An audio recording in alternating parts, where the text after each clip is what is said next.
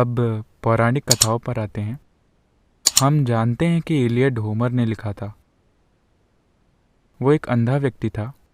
उसने लिखा कि 14,000 घोड़े हैं, मगर क्योंकि हम जानते हैं कि उसने खुद घोड़ों को नहीं देखा होगा, इसलिए हम मानते हैं कि उसमें किसी तरह की ऐतिहासिक कहानी बुनी जा रही है। मगर आजकल सभी धार्मिक ग्रंथों को उपदेश माना जाता है। तो क्या हमें ये मानना चाहिए कि रामायण महाभारत में भी कहानियाँ गढ़ी गई हैं और उन्हें साहित्य मानने की जगह उपदेश मानना गलत है? मैंने कभी किसी को रामायण और महाभारत को उपदेश मानते नहीं देखा। कुछ खास भाग हैं जो नहीं, वो नहीं मान सकते, क्योंकि वो भ्रम से परेशान हो जाएंगे। क्योंकि महाभारत में हर तरह के लोग हैं, बेहतरीन लोग, बुरे से बुरे लोग, इनके बीच हर तरह के स्त्री पुरुष उसमें हैं। 1,00,000 से ज्यादा चरित्र हैं। उसे आप उपदेश कैसे मान सकते हैं? आपने कहानी बुनने की बात कही। मैं नहीं जानता कि आपने यूथ एंड ट्रुथ की बायलाइन देखी है या नहीं। ग्रंथों की गंभीरता से नहीं, गपशप करते हुए मजे में, क्योंकि गपशप हमेशा भरोसेमंद रही है।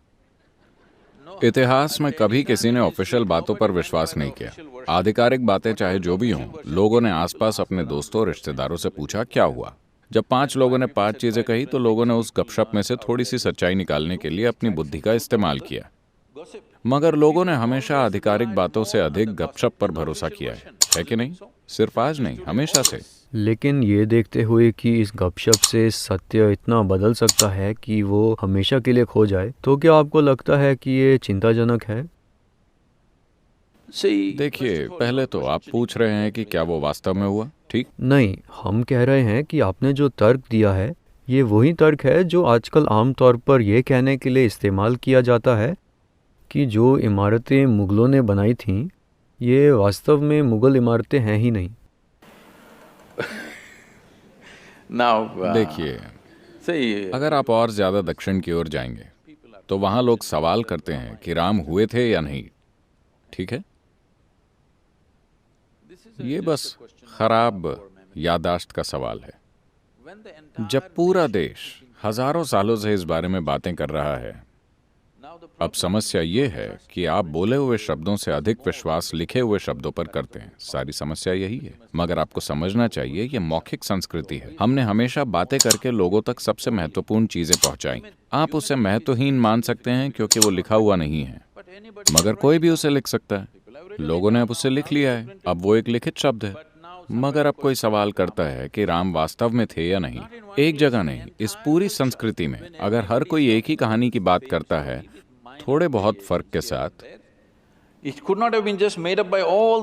तो मेरे ख्याल से इलियाद का उदाहरण देते हुए भी उन्होंने यही बात कही कि ट्रॉय का युद्ध जरूर हुआ होगा, मगर होमर का कहना कि 14,000 घोड़े वहां थे, यह साफ तौर पर सच नहीं है। शायद राम थे, मगर जो बाकी चीजें लिखी गई हैं। देखिए, हम आखिरकार भारतीय हैं। हमने शून्य का आविष्कार किया। हमारे पास शून्य का इस्तेमाल करने की खास आजादी है। हम उसकी छूट ले रहे हैं। देखिए, 6-7 हजार साल पहले 100,000 लोग लड़े या 10,000 लोग लड़े, or 10,000 men fought. इससे कोई फर्क नहीं पड़ता। इस देश में कहानियों को जिस तरह कहा जाता है, उसमें तथ्य नहीं बल्कि सत्य महत्वपूर्ण होता है। आप एक खास सत्य बाहर लाने की कोशिश करते हैं। उसका तथ्य कि 100,000 लोग लड़े या 10,000 लोग, इससे क्या फर्क पड़ता है? आपको आज उस युद्ध को नहीं संभालना है, वो खत्म हो चुका है। तो महत्वपूर्ण चीज ये है कि मैं उससे क्या सीख सकता हूँ, ठीक है? अगर ये एक प्रश्न चिन्ह है तो हम उसके बारे में आगे बात कर सकते हैं। मेरे ख्याल से यही बात उन्होंने भी कही कि जब आप धार्मिक ग्रंथों को देखते हैं, जैसे आप किसी Don't call them religious. देखिए, उन्हें धार्मिक ग्रंथ मत कहिए, ये देश का इतिहास है। तो मान लीजिए कि आप किसी और साहित्यिक ग्रंथ को देखते हैं, तो आप उससे कुछ सीखते हैं। Literature is different, history is different. साहित्य अलग चीज है, इतिहास अलग है। साहित्य काल्पनिक हो सकता है। इतिहास में हमेशा 2 पक्ष दिखाए जाते हैं, इसलिए वो हमेशा आपके लिए कुछ मतलब रखता है। मैं कहता हूँ 6,000 साल पहले कोई आदमी था या नहीं, मुझे क्या समस्या है, जब तक कि आज मेरे जीवन में उसका कोई योगदान ना हो, है ना? लेकिन अगर इतिहास लिखा गया है और इतिहास का वर्णन स्पष्ट नहीं है। See, this is what I'm saying. देखिए, मैं यही कह रहा हूँ, वर्णन इस तरह है मान लीजिए 6000 साल पहले राम की एक पत्नी थी जिसका नाम सीता नहीं था, तो मुझे क्या समस्या होगी? We are हम not ये सवाल questioning नहीं whether कर the रहे हैं कि उनका name नाम was सीता था Not या only the नहीं। name, I'm saying, okay, he was not his. ठीक है, उसके पिता का नाम वो नहीं था, वो अलग तरह के इंसान थे, मुझे उससे क्या फर्क पड़ता है? हम घटनाओं के क्रम पर भी सवाल कर रहे हैं यहाँ You can. कि वे कैसे हुए थे। Sequence of events also you can question, but what? कौन सी घटना कब हुई, इस पर भी आप सवाल कर सकते हैं, मगर मैं ये पूछ रहा हूँ कि 6000 साल पुराने नाटक में अगर थोड़ी हेरफेर हो गई है तो ये आपकी समस्या नहीं है। समस्या सिर्फ ये है कि क्या हमारे लिए उसमें कुछ है। बात बस यही है। तो सवाल है कि इस देश में हम राम की पूजा क्यों करते हैं। वो कोई बहुत सफल व्यक्ति नहीं थे। अगर आप इसे ध्यान से देखें तो वो लगातार असफल रहे। हाँ, आज भी वो जमीन की समस्याओं से जूझ रहे हैं, इसीलिए आपने ये मुद्दा उठाया।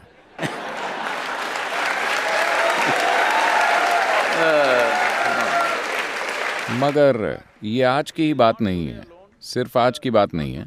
अपने जीवन की शुरुआत से ही वो लगातार मुसीबत और मुसीबत और मुसीबत में रहे। देखिए, राजा बनना उनका अधिकार था। 17 या 18 साल की उम्र में उनका राज्याभिषेक हो गया। उन्होंने एक राजकुमारी से विवाह किया और 1-2 साल के अंदर ही उन्हें जंगल भेज दिया गया। वो जंगल में पिकनिक मनाने नहीं गए थे, जैसा कि कुछ टेलीविजन धारावाहिक दिखा रहे हैं कि राम सीता वो सब कर रहे हैं। नहीं, ये उन्हें राज्य से, सत्ता से और हर चीज से बाहर फेंकने जैसा था। इन सबसे ही कोई व्यक्ति टूट सकता था, मगर वो वहीं बस गए। मगर राम एक शंकालु व्यक्ति भी थे। जब सीता उनके पास वापस आई तो पहले उन्हें अग्नि परीक्षा देनी पड़ी। पहले वो आग से गुजरी। We will come there, don't jump. First let's kidnap her, no? हम उस पर आएंगे, कूद कर वहां मत पहुंचिए, पहले उनका हरण तो कर ले। Now you're changing the... देखिए, अब आप चीजों का क्रम बदल रहे हैं। पहले उनका अपहरण करते हैं, ठीक है? First let's kidnap her, all right? Now... अब ये श्रीलंकाई लोग आकर उनकी पत्नी का अपहरण करके चले जाते हैं। आखिरकार वो एक राजा हैं। अगर कोई उनकी पत्नी को चुराकर 3000 किलोमीटर दक्षिण की ओर ले जाता है, ये पता लगाने के लिए कोई जीपीएस भी नहीं है कि श्रीलंका है कहाँ, ठीक है? उस समय में एक राजा होने के कारण वो इसका कोई स्थानीय समाधान खोज सकते थे। उनसे शादी करने के लिए बहुत सी स्त्रियां तैयार हो जाती हैं। वो एक राजा हैं, मगर वो उनकी खोज में जाते हैं, भारी भरकम सेना के साथ नहीं, बस वो और उनका भाई, आम लोगों की तरह। अगर एक व्यक्ति ये जाने बिना कि उसकी पत्नी कहाँ है, वो जीवित भी है या नहीं, या उसके साथ क्या हुआ है, अगर वो 3000 किलोमीटर दक्षिण तक चल कर जाता है, तो इसका मतलब है कि वो उनके लिए बहुत मायने रखती है। Otherwise, why would a man walk that distance? वो वहां जाते He हैं, goes there. एक तमिल सेना बनाते हैं, ये मत भूलिए। And then, फिर युद्ध होता है, there is a fight. वो सैकड़ों लोगों को मार देते हैं और एक सुंदर शहर को जला देते हैं, अपनी पत्नी को वापस लाते हैं और रहने लगते हैं। इससे पहले मैं आपको बताता हूँ, वो 1 वर्ष के लिए हिमालय में प्रायश्चित करने जाते हैं। उनका भाई पूछता है, आप पागल हैं?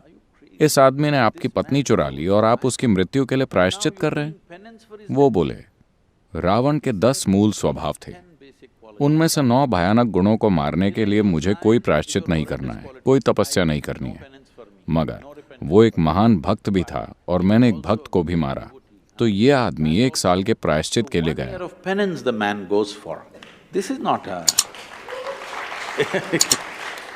And then he settles फिर वो down. आराम से रहने लगता है और उसकी पत्नी गर्भवती है। आपको समझना चाहिए, एक राजा की पत्नी के गर्भवती होने का मतलब है कि ये सिर्फ बच्चे की बात नहीं है, वो उसके साम्राज्य का वंशज है। इसमें और भी कई चीजें शामिल होती हैं। कोई सोनोग्राम नहीं तो उन्हें पता नहीं था कि वो लड़का है या लड़की या लड़के या लड़कियां। मगर एक बार फिर ऐसी राजनीतिक स्थिति पैदा हुई जहाँ उन्हें अपनी पत्नी को जंगल भेजना पड़ा, जिसे आप शंकालु स्वभाव कह रहे हैं।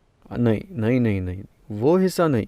तो हम पहली बात से भी शुरू कर सकते हैं, जिसमें सीता को बचाने के बाद सीता को अग्नि परीक्षा से गुजरना पड़ता है, वो साबित करने के लिए कि वो शुद्ध हैं, For whom? ताकि दूसरे लोग स्वीकार कर पाएं। क्योंकि राम को इससे बहुत फर्क पड़ता था कि लोग उन्हें कैसे देख रहे हैं। जब राम वापस आए तो उनके राज्य के किसी धोबी ने कहा, मैं राम की तरह नहीं हूँ जो ऐसी स्त्री को अपने घर में रखूंगा जिसकी कोख में शायद किसी और का ही बच्चा हो सकता है। इस वजह से राम ने सीता को फिर जंगल में भेज दिया। आप इसी असुरक्षा की बात पूरी कर रहे कथा में राम चाहते हैं कि उनकी प्रजा उनसे प्यार करे। हैं। नहीं नहीं, चलिए ठीक से इस पर बात करते हैं। आज हमारे देश में बहुत तरह की चीजें हैं। मैं आपसे पूछता हूँ, क्या आप इस देश के लिए ऐसा नेता चाहते हैं जो इस देश के लोगों को अपने परिवार और निजी प्रेम से ऊपर रखे? मैं आपसे पूछ रहा हूं। या आप एक धृतराष्ट्र चाहते हैं, किसी भी कीमत पर मेरा ही बेटा? आप एक ऐसा व्यक्ति चाहते हैं जो इस देश के नागरिकों को अपने परिवार से ऊपर रखता है।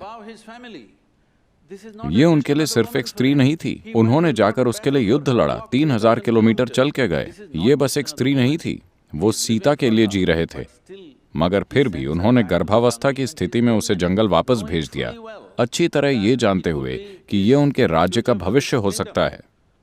देखिए, ये सिर्फ एक धोबी की बात नहीं है, यही आपकी गलती है। आप इन चीजों को शाब्दिक अर्थ में ले रहे हैं। एक धोबी ने कहा, यहां कहने का मतलब है कि आम लोग ऐसी बातें कर रहे थे। आम लोगों का राजा पर से विश्वास उठ गया है कि वो कहीं से कोई स्त्री ले आए और हमारी रानी बना दिया, क्योंकि रानी को राज्य की माता के रूप में देखा जाता है। हम ऐसी स्त्री को माता के रूप में नहीं देखना चाहते। वो यही कह रहे हैं कि वो किसी जगह जाकर किसी दूसरे आदमी के साथ रह चुकी है। उस समय के लोग यही कह रहे थे। तो अगर राजा कहता, मुझे कोई परवाह नहीं है कि आप क्या सोचते हैं, मैं अपनी पत्नी से प्रेम करता हूं और उसे अपने साथ रखूंगा, तो वो एक अच्छा राजा, अच्छा प्रशासक नहीं होता। तो उन्होंने अपनी प्रजा को उस स्त्री से ऊपर रखा जिसे वो बहुत बहुत ज्यादा प्रेम करते थे, और वो गर्भवती भी थी। ये उनके लिए छोटी बात नहीं थी, उनके लिए पूरी दुनिया थी, मगर फिर भी उन्होंने उसे जंगल भेज दिया। इसे नमन किया जाना चाहिए। This is why we bow down to the man. No? Please say it. No. ठीक है, आगे बढ़ते हैं। No, why? He has something to say, please. तो एक व्यक्ति के रूप में अपनी अलग अलग जिम्मेदारियां होती है। एक राजा के रूप में अलग जिम्मेदारियां होती हैं और एक इंसान के रूप में, परिवार के सदस्य के रूप में अपनी अलग जिम्मेदारियां होती है। आप अपनी पत्नी को फेंक नहीं सकते, उसे जंगल नहीं भेज सकते। ये उसे वस्तु की तरह देखने जैसा है। वे उसे गर्भवती इंसान की तरह नहीं देख रहे जिसे कई चीज़ों की ज़रूरत है। Well, then you are against Gautam Buddha. फिर आप गौतम बुद्ध के खिलाफ हैं, आप राम के हर किसी के खिलाफ हैं। मगर आपको सही संदर्भ में इसे समझना चाहिए कि अगर ये स्त्री उनके लिए कोई मायने नहीं रखती तो वो उसके लिए श्रीलंका तक नहीं जाते, लड़ाई लड़कर उसे वापस नहीं लाते। ये उनके अंदर का अहंकार था कि वे क्या कर सकते हैं। His pride you could have got. वो चाहते तो अहंकार में 100 पत्नियां रख सकते थे, मगर वो इस स्त्री के लिए गए जो उनके लिए इतना मायने रखती थी। हाँ, आगे बढ़ते हैं। No, you must see. नहीं, आपको उनके कहे शब्दों पर ध्यान देना चाहिए। आपको देखना चाहिए कि उन्होंने सीता के बारे में क्या कहा, वो उनके लिए क्या मायने रखती थी। कई बार शब्दों से ज्यादा जरूरी काम होते हैं। Why are you reading all these? आप उनके मन में इतने बुरे इरादे क्यों खोज रहे हैं? उन्होंने ऐसे इरादे नहीं प्रकट किए। He did not express. हम अपने शब्दों से कुछ भी कह सकते हैं।